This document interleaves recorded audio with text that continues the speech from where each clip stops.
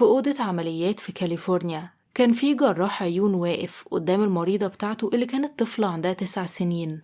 رفع الملقاط الطبي بتاعه، بعدين بدأ إنه يدخله بالراحة في كل ركن من تجويف عينها. مسك عينيها بالراحة بالملقاط، وببطء بدأ إنه يشد كرة عينيها لبره التجويف بتاعها لحد ما سمع صوت زي فرقعة هوا وصوت في الأنسجة.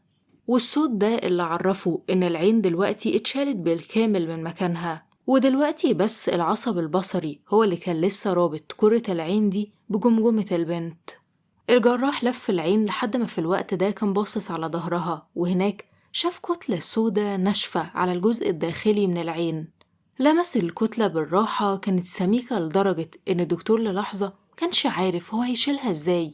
هو كان محتاج إنه يستخدم قوة كفاية عشان يقدر إنه يشيلها من على عين المريضة بتاعته، بس الموضوع برضو كان سهل قوي إنه يزود الضرر ويخلي إن عينيها توصل لمرحلة خطيرة. عشان كده كان لازم إنه يكمل الشغل بتاعه بحذر شديد. السلام عليكم، عاملين إيه؟ أتمنى يا رب تكونوا بخير. حلقة النهاردة هنتكلم فيها عن لغز جديد ومحير زي ما احنا متعودين هنا في القناة، فأتمنى إن حلقة النهاردة تعجبكم، ويلا بينا نبدأ الحلقة. في شهر مارس سنة 2013 جيد هاو اللي عندها 9 سنين كانت قاعدة في أوضة الممرضة في المدرسة الابتدائية بتاعتها الموجودة في هاواي.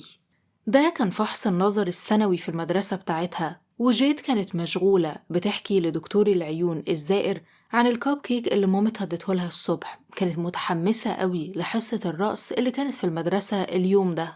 دكتور العيون بدأ إنه يضحك وطلب من جيد إن هي تقعد مفرودة عشان يقدر إنه يفحصها. هي فردت ظهرها وابتسمت. الدكتور بدأ إنه يطفي الأنوار، بعدين وجه نور الكشاف في عينيها الشمال، وعلى طول هي اتنفضت. النور وجع لها راسها شوية، بس بعدين عينيها اتعودت. هي كمان كانت متعودة على كشافات العيون لأنها كانت لابسة نضارة تقريبا معظم حياتها، فعشان كده هي كانت عارفة ايه اللي هيحصل. في العادي هي كانت بتقرأ لوحات على الحيطة، ودكتور العيون بيبدأ انه يديها عدسات مختلفة عشان تجربها زي أي حد بيفحص النظر بتاعه.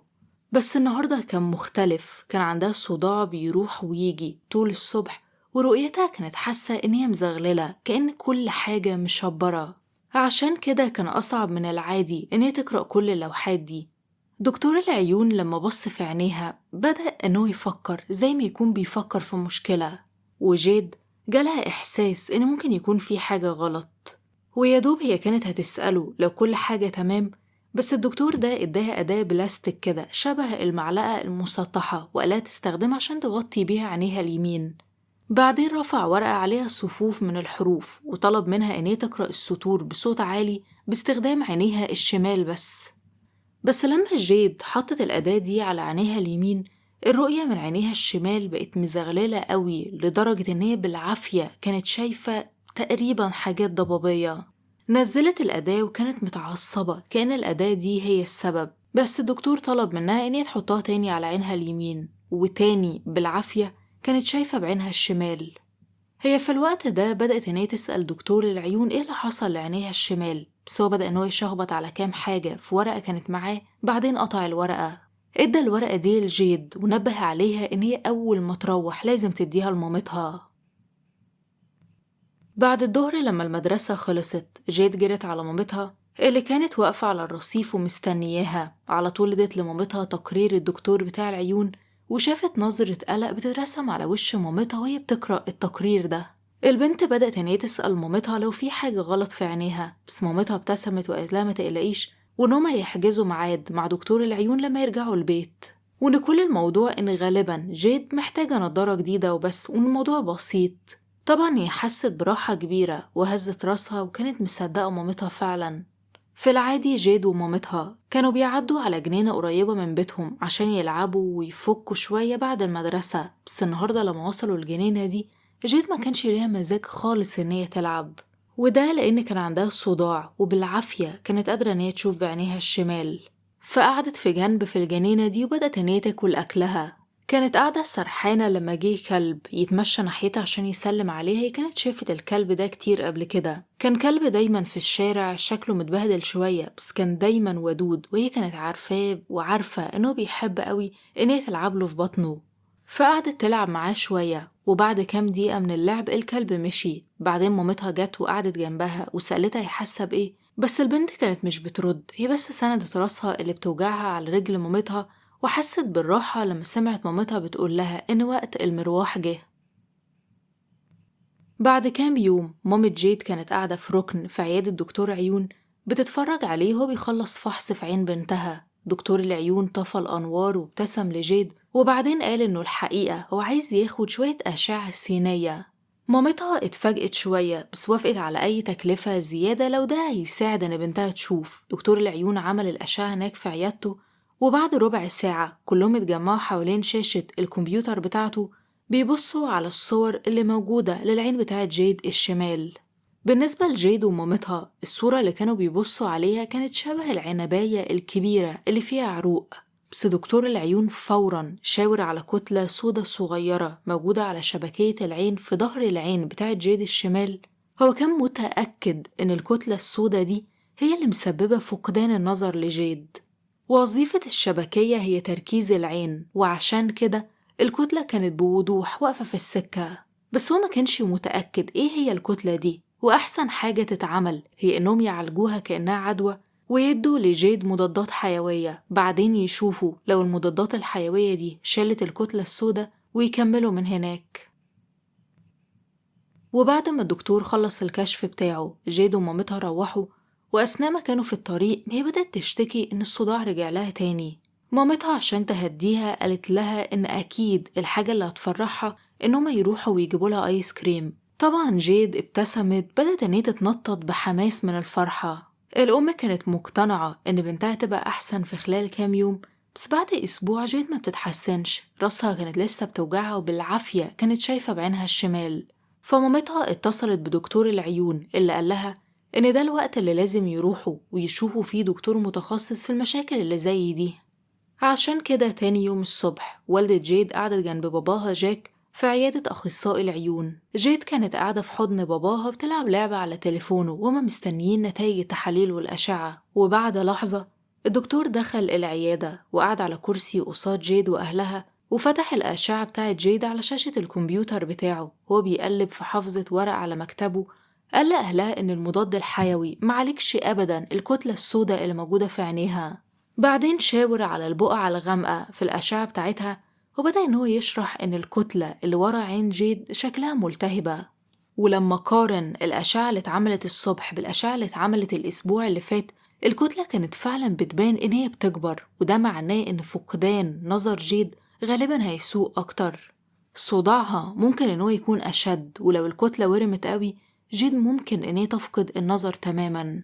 طبعا والدة جيد فجأة حست بوجع جامد في قلبها، بدأت تسأل الدكتور إيه اللي المفروض يتعمل، والدكتور كان بيبص على جيد وهو حزين. بعدين قال إنه عايز يجرب إنه يحقنها بحاجات على أمل إن الحاجات دي تقلل الورم وتشيل الكتلة تماما. قال إن هي عملية تبان مخيفة بس هي تتعمل بتخدير وهتاخد دقيقة واحدة بس، وبمجرد ما تخلص جيد المفروض إن هي تخف خالص.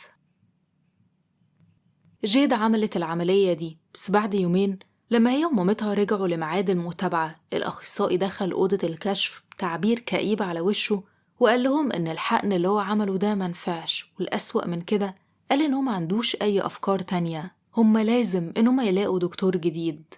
وعلى مدار الأسابيع القليلة اللي جاية جيد ومامتها زاروا 3 أخصائيين عيون تانيين، بس محدش فيهم قدر يعرف إيه سبب الكتلة السوداء دي في عين جيد الشمال. مامتها كانت محبطة متضايقة، افتكرت اللي قاله أول أخصائي عن إن بنتها ممكن إن هي تفقد النظر كله في عينيها، وعشان كده دلوقتي كانت حاسة إنهم لو ما لقوش إجابة قريب أكيد هيكونوا اتأخروا جدا. لما جيد ومامتها لقوا نفسهم مستنيين بقلق في أوضة الكشف عند أكتر الدكاترة العيون خبرة في المنطقة، كان فات تقريبا 3 شهور من ساعة ما عينيها بدأت إن هي توجعها. بس جيد ومامتها وباباها كانوا بيحاربوا إحساس متزايد باليأس. مامتها عمرها ما كانت هتستسلم عشان بنتها، بس هي كانت تعبانة وخايفة. بعد دقايق الباب أخيرا اتفتح ودكتور دخل، كان اسمه دكتور يوجين، كان جراح شبكية. قعد قدام جيد وبدأ إنه يسألها لو ممكن إنه يبص على عينيها. هي ابتسمت وهزت راسها وسابت إيد مامتها. مامتها بتقول إن في الوقت ده هي حست براحة بتزيد في صدرها، حبت الدكتور ده وشافت قد إيه هو ودود وقد إيه بنتها هي كمان ارتاحت له. دكتور يوجين بدأ إن هو يوجه نور الكشاف في عيون جيد وبدأ إن هو يعمل فحص سريع. مامتها كانت بتحاول إن هي تكتم تفاؤلها، ده كان نفس اللي كل دكتور كان بيعمله، بس هي كانت مطمنة إن دكتور يوجين ده هو اللي هيوصل للحل. بس كل ما كانت بتتفائل كل ما كانت بتتوقع إن دكتور يوجين أول ما يسيب الكشاف بتاعه هيقول لهم وهتستعد إن هي تسمع الكلمة دي بتاعت مفيش حاجة نقدر إن احنا نعملها، روحوا شوفوا طبيب تاني. بس على عكس كل الأخصائيين بتوع العيون التانيين، الدكتور ده قال إن هو متأكد لحد كبير إن هو عارف إيه مشكلة عينيها. طبعا مامتها كانت طايرة من الفرحة مش مصدقة اللي هي بتسمعه. بس بعدين في الفرحة دي بدأت تاخد بالها إن دكتور يوجين بالرغم من إن هو بيقول خبر المفروض إن هو مفرح، هو ما كانش مبتسم أبدا، بالعكس كان شكله مخضوض. بعدين هو بدأ يقول لهم إن هو بالرغم إن هو قدر إن هو يشخص الحالة بتاعة جيد، بس مفيش أي حد في كل هاواي عنده الخبرة إن هو يعالجها وإن هما لازم فورا يسافروا. بعد أسبوع جيد كانت قاعدة مع مامتها في ظهر عربية بتوصلهم من المطار، المفروض إن هما وصلوا لكاليفورنيا. بدأت إن هي تتفرج على العربيات التانية على الطريق السريع وهي بتعدي بسرعة، ولاحظت إزاي كل حاجة لونها بيج وخرسانة في جنوب كاليفورنيا مقارنة طبعا بالخضرة والجو الجميل في هاواي.